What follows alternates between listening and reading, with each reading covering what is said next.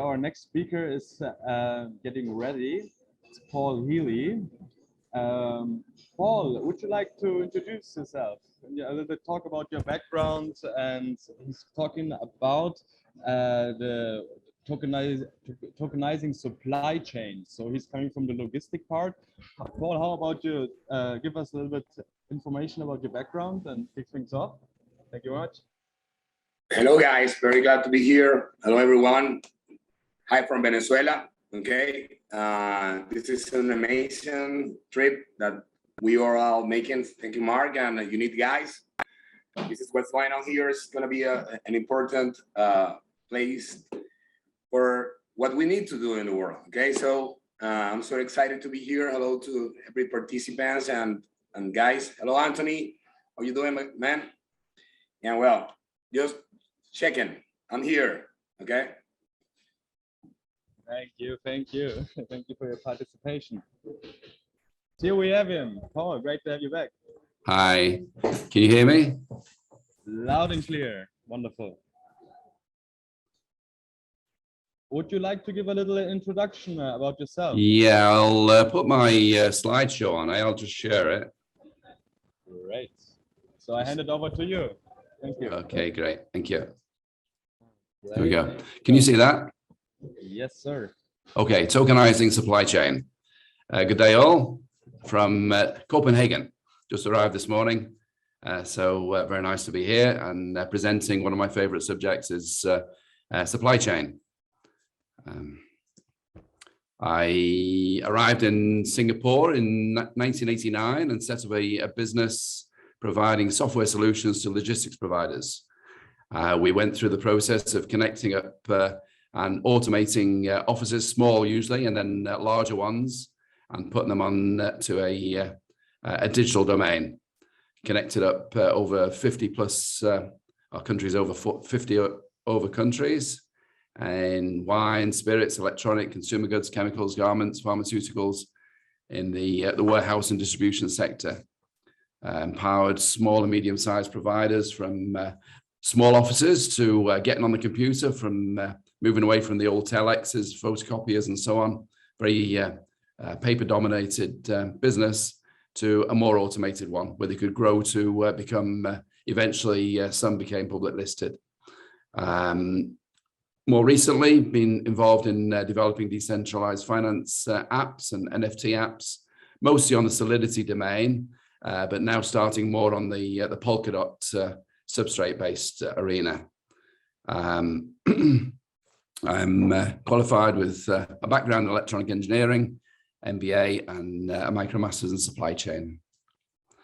I'm not sure if people are here or familiar with the supply chain, but just to put things in perspective, what I'll do, I'll start off with a little bit of an introduction to supply chain, token economy, unit network, and how they all can work together in that token economy. Basically, supply chain is very simply getting goods and services out to the end consumer via a multitude of providers and stakeholders who help make this happen, but usually with a rental. So there is charges incurred through the process, and extra documents are required to get through borders and through checkpoints and so on. Internally, we have, like within any company, whether it's small or large, we need to source some materials, we need to process them, we need to get them out to distribute them and deliver them to the consumer. So small and large, the supply chain management flow is pretty much the same, but just on a different scale. Within logistics execution, we have a multitude of providers. It's a very complex web, really, where providers might be supplying into multiple supply chains concurrently. There could be, say, small players, large players, the largest being, say, the likes of a carrier Maersk. And then we've got 3PL providers. These are the people who are the companies that help smaller and larger shippers to get their goods on the container and off through to the destination. It may be by rail, maybe by car, maybe by plane, and so on. So what's the token economy? By definition, token economies refers to the economics of goods and services that are being tokenized. So basically, we have the blockchain, and the very simple purpose of the blockchain is to transfer money and hold data such that it's immutable. It's a stack of data, but now with tokens, we can actually say incentivize, and we can like sort of build an economy based on these tokens. So we've got the most commonly known one is Bitcoin, got Ethereum, we've got many smaller and now growing tokens. So it's already a token economy, but not with much of a attraction yet for applications, apart from storing and transferring value.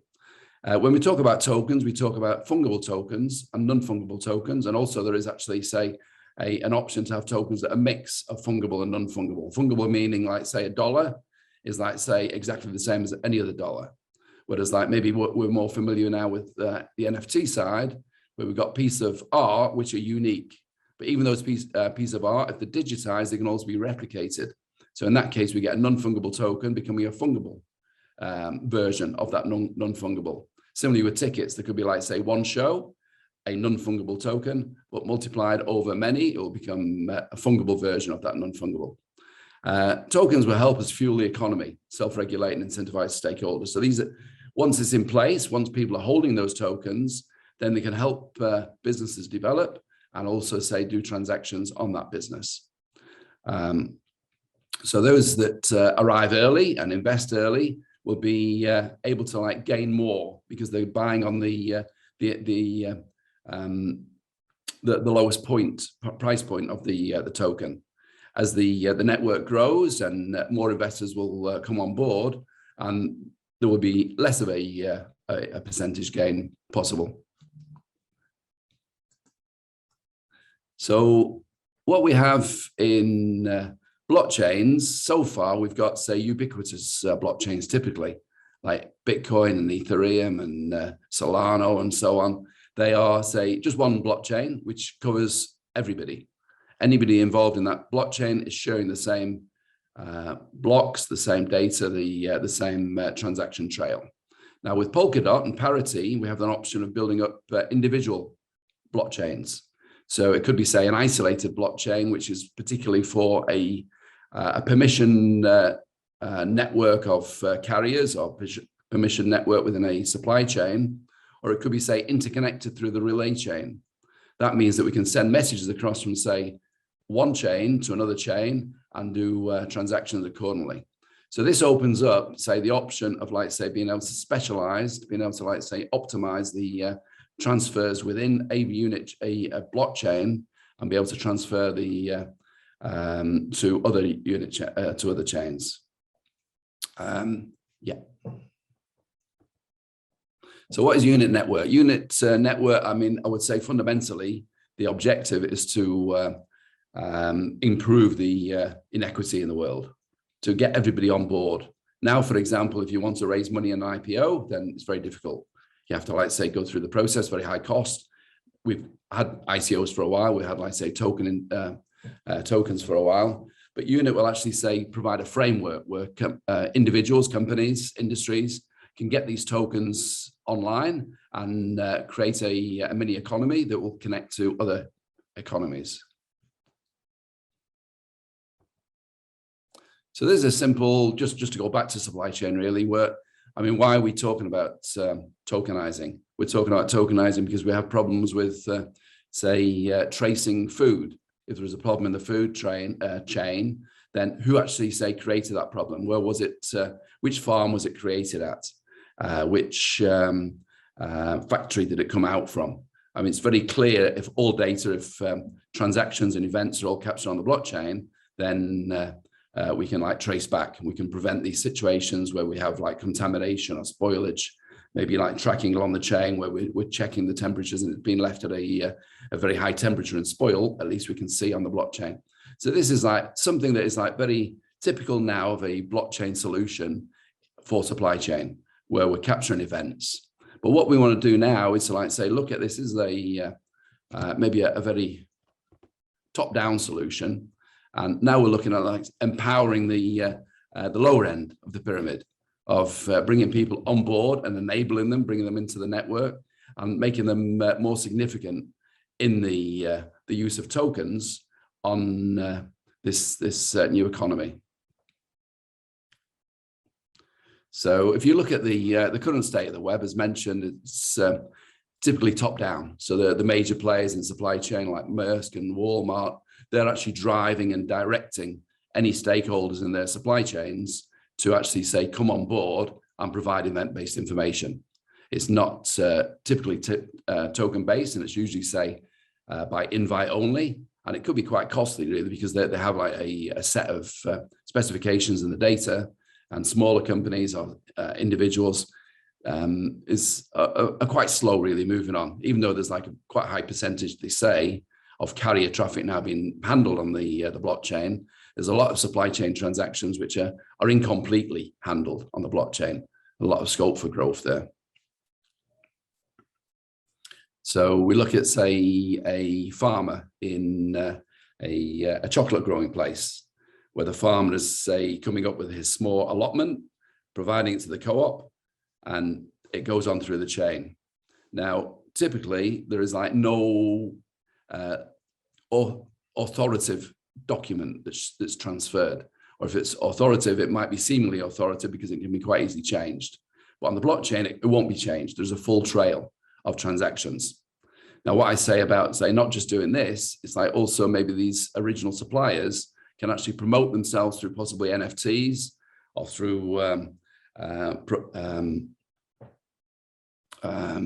NFTs, where people at the end of the line, the consumers, can see how this chocolate came from who, and it's very nice. We can maybe encourage or support that farmer. We know we're not paid very much, so we can actually say, make a transfer into his wallet by the blockchain. We can also certify the production on the blockchain, and that will be unchangeable. So whatever price is being paid will be very clear to everybody that that's being paid. Okay, so one example or another example of supply chain and blockchain is now, I mean, even top-down blockchains, they're expecting the data to be submitted, but there is no incentive really to actually say put complete data in, and it's quite slow moving. And also, when the data is posted onto the blockchain, is it accurate data? Now, if there is a process where, say, tokens can be used to incentivize the parties that are required or needed to put on the data, then those parties could be, say, rewarded with tokens. They could be also penalized through bad behavior by maybe being late or by providing bad data. And also, for example, now things being very clear on the supply chain, we could actually reward, say, a transporter, a small truck holder, a small warehouse operator for performing according to the KPI of the system, and they can be rewarded in tokens. So it's a very nice, easy way of like rewarding people, getting people on board. People get rewarded. They want to get more involved. They get points. They want to get more points. Yeah. So in shipments, there are a lot of shipments that go in multiple containers. So, for example, say the likes of a large chemical company or a large consumer products company, they might have like 20 containers in one go. But there's a lot of shipments in the world still that are maybe not full container. When you ship a few items from your household, or maybe say somebody's like, say, not managing to get the best price because they're not filling up the container, they have to look for, say, a forwarder, a freight forwarder typically, who will actually say take in that part shipment. Now, if information is on the blockchain, the freight forwarder can be supported by seeing who else wants to ship to that same destination to consolidate the shipment, and then they get the better price. That better price is very visible. It's like clearly passed down the line, and the supplier gains. So in this way, small shipments from anywhere in the world can be like, say, consolidated, and the people consolidating will get incentivized by tokens. So it's just one idea. It's not really, say, taken off yet, but maybe there is a potential for this. When we're looking at, say, expanding a business, we want to say take on more warehouse space, or we want to say buy a new prime mover, or we want to say go into a new venture with a overseas partner. We haven't got the capital. but we got some of the capital. We can actually say make it open such that say people involved in the space can support, people partnering in this in the project can also support, and also outside investors can support. You get in early, you get a good price, the business grows, everyone benefits that have invested early. So this is a nice way of, like, say, making use of fractionalization in a way where we're breaking up the equipment or the asset into parts, and those parts can be sold individually and also maybe transfer on a secondary market for those investors to be able to, like, maybe cash in or yeah. So is this okay? Yep. So one issue that, I mean, this is like maybe a little bit away from, say, logistics execution. It's more to do with planning. And when we have forecasts being made, we expect each of the parties down the line to actually, say, estimate, to forecast, to budget the requirement of parts, of components, of finished goods. And what usually happens is that people want to be on the safe side. I mean, when you make a forecast, you're not actually going to pay for that quantity. All you're going to do is say, I want 100, but really you might only expect 50. Or this month you might be, say, having a promotion and you get 200 and you don't bother to update it in the next quarter. And again, the forecast goes in for 200, but really the promotion is not there anymore and the price will drop. So this leads to a lot of wastage, a lot of goods being held up in the flow, and also maybe, say, food, garments, they all perish really. They are not useful, get wasted, or get sold off cheaply. So if there is some kind of incentive with tokens to actually say, okay, then how come last quarter you were bang on, you should get rewarded. How come last quarter you were, say, so far out, I'm sorry, you can stay in the supply chain, okay, but we'll have to penalize you. So it's like a commonly used token that can be shared through such a supply chain. And this will prevent what's called the bullwhip effect, where the magnitude of the difference, the discrepancy, amplifies back through upstream to the original supplier. One big issue really is like wastage of lost containers, of packaging that's not reused, of pallets that just go and then they just get left and get go to waste really. How do we actually, say, track these? Now, this is especially difficult because, like, we've got, say, so many carriers in the world. We've got so many transporters, so many warehouses, so many places where these containers end up at, say, consignees' receiving yards. And a lot of them, they either, say, never get back into the cycle again and get maybe, like, lived in, really, some of them. And maybe, like, they will be very slow getting back into use. But if there is a good tracking mechanism of being able to, say, incentivize the receiver, the holder of that container, to put it back in the chain, then there'll be a lot less packaging, a lot less pallets, a lot less containers that are just lying around waiting for something to happen. So it's another application really of where tokens could be useful within the supply chain. There you go. I'm not sure how long that was, but if you've got any questions, please feel free to go ahead and ask. Yeah, thank you very much. We have like 10 more minutes for Q&A. I actually have a question because I heard already that some bigger companies, for their own manufacture, for their producing, they are using blockchain since many years already, like as a private blockchain. So you are probably talking more about public blockchain, so the whole supply chain can see and interact with each other. But I mean, see the something like Hyperledger and IBM and Maersk and so on, you see in the banks, they're on a very centralized permissioned blockchain. And these blockchains don't usually, say, make use of tokens. So earlier in the slide, I said that this is like a top-down approach, when the big players are getting on. Maybe we're just capturing the events of the transactions, but not really, say, capitalizing and incentivizing throughout down to the lower level. And lower level participants are not really, say, being able to, like, benefit and leverage off this blockchain platform. So yeah, it has been around. It's probably 2017, 18, 19 now.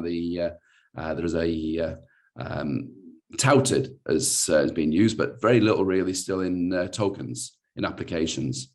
So what I've tried to go through there today is like a series of just some broad applications where tokens could actually say be introduced, where individuals, companies, networks can actually introduce their own tokens and then incentivize and penalize if necessary to build up the economy.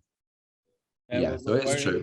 Very interesting to pair like the idea of collecting all the data to each product and also maybe incentivize people to reuse things like as you said in the with the boxes, for example. Yeah.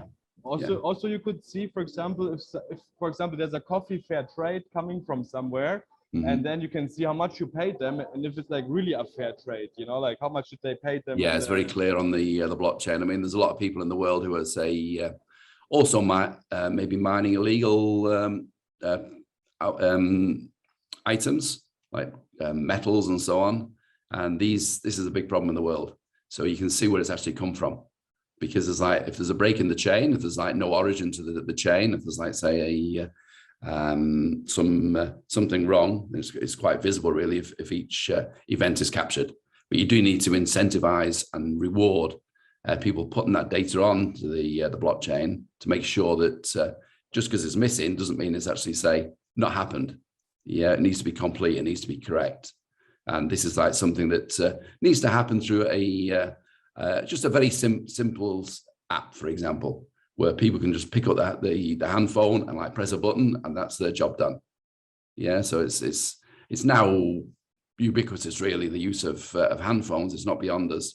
So it's just a matter of making it very simple, really, and helping people to get onto a blockchain and do the transfer of information and transfer of tokens to make things happen like this. Great. I see we have a question from Christian here. Yes. Hi, Paul. How are you? Hello, Christian. Good day. Eh? Thank you. Thanks for the talk. Good. Listen, I have one question. I mean, I have customers who are like in that business, and my customers, they serve harbors and like food manufacturers and like mining industries and so forth. And I know that there have been massive investments like over the last 1.5 decades into exactly these topics, database driven, RFID driven, like what do you foresee like to needs to have, because massive investments, and I don't know whether they are really actually written off already, but I assume that if we introduce blockchain to that industry and to that logistic intelligence, that's a massive investment into the globalization, isn't it? It is, and it's something that maybe it's very slow making progress. But what we're looking at here is like not just a top-down approach, it's like a bottom-up approach where small business holders, where individuals can actually say, make something of the token economy, of simple applications, being able to help them to actually get more transparency, get more visibility, get more revenue through the use of tokens on that blockchain. Typically, a lot of these big projects that have been evolving are not token-based. They're just more interested in event-based, really, in capturing events along the chain and being very clear about visibility. It might have gaps in it because there's like no incentive to stay on unless like companies are very hard, and if people don't submit, they get kicked off the supply chain, but it's unlikely.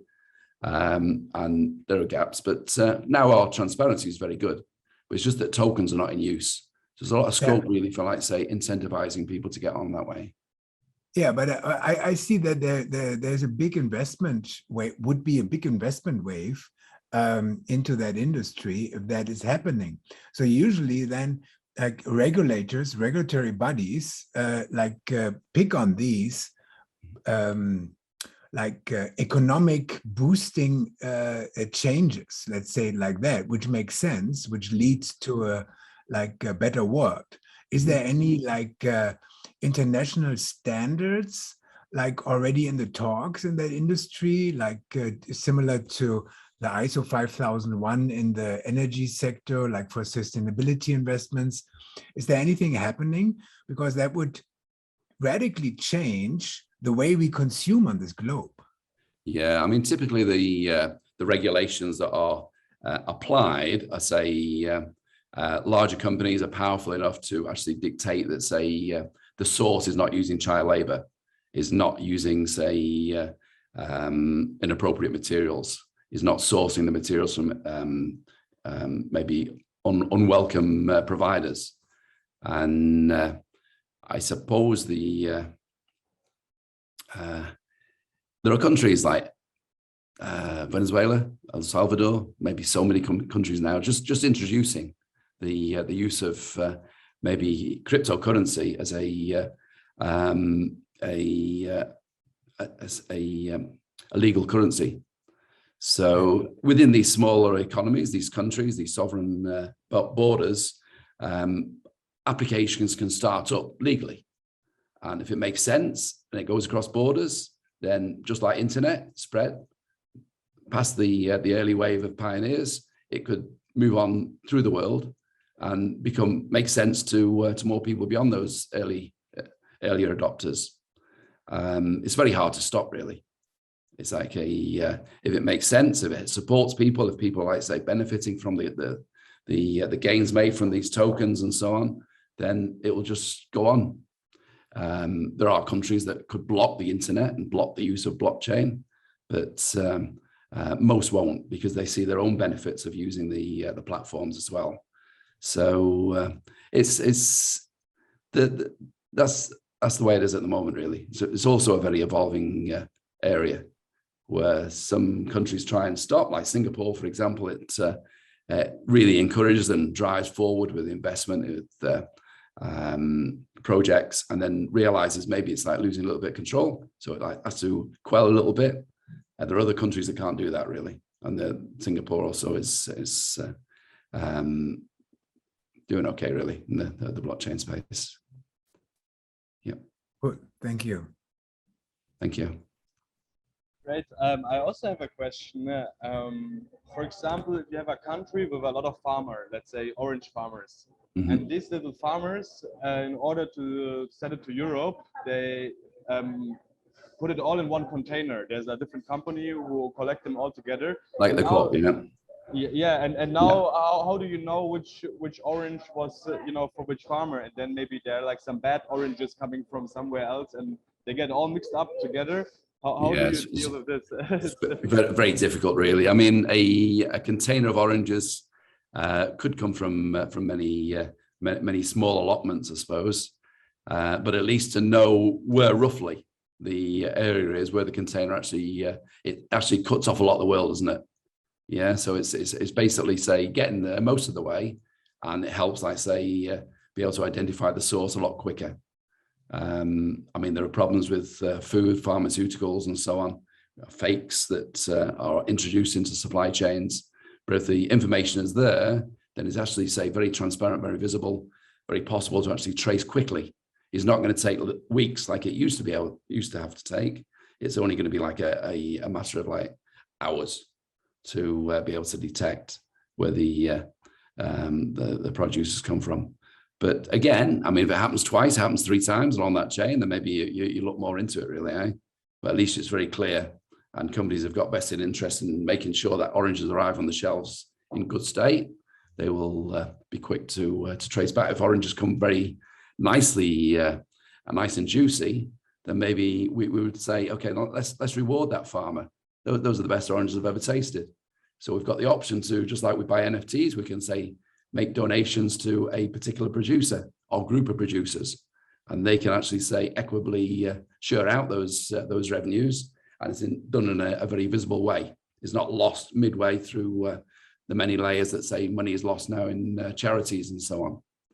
Yeah, I mean, a lot of this is ideal. A lot of it's, like, say, not today, but it wasn't long ago since people thought they didn't want the data outside the office in the internet time. When internet was introduced, when I was working in these logistics applications, people were very protective of the data. There was no way that data would be allowed out past the room in which the main server was kept. And then 20 years later, it was like, if you're not on the internet now, you're not in business, really, eh? For sure. So yeah, things do evolve, and they don't seem quite practical now, but there are ways that it will happen, and then it will just spread. All right. Yeah. Thank you very much. It was very interesting. I think now we hit the time on time. Perfect. Yeah. Thank you, Mark. If you want, you can also leave your contact here in the chat. I should have done really. Yeah. Yeah. On Telegram, it's Paul DWA. Oh, maybe just write it here in the chat so people can contact you. Okay, directly sure. if they have any more questions. And yeah, thank you very much, Paul, for your time. Thank you. Hopefully, Nice you gain from it there, right? Yeah. Definitely. Cheers, Thank you so much. Cheers. Have a great time. Thank you.